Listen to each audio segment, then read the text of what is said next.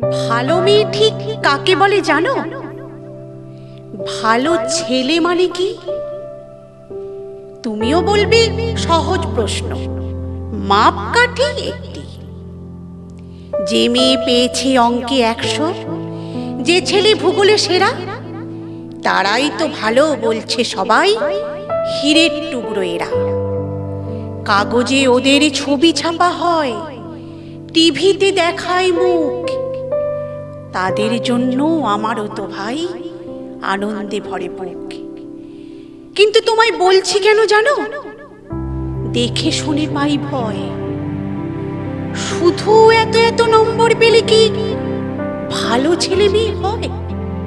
আচ্ছা ধরো না, যে মেয়ে পেয়েছে অঙ্কে অনেক কম, তার গান শুনে মুগ্ধ সবাই, হাততালি হরদম। ওই যে ছেলেটা পাশ করে গেছে এবারেও টেনে টুনে, কিন্তু ও ভাই আমরা অবাক তার আবৃত্তি শুনে। নাটকেও তার নেশা আছে খুব, পরের বিপদে ছোটে।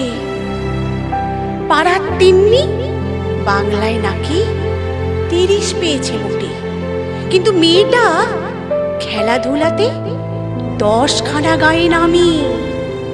সত্যি, তবুও তোমরা বলবে ওরা নয় কেউ দামি।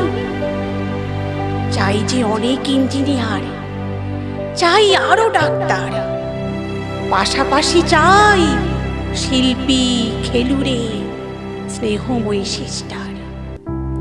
কম নাম্বার পাওয়া ছেলেটাই কারিগর বলে আজ দেশটা করতে তার হাতে দেখো কত দরকারি কাজ।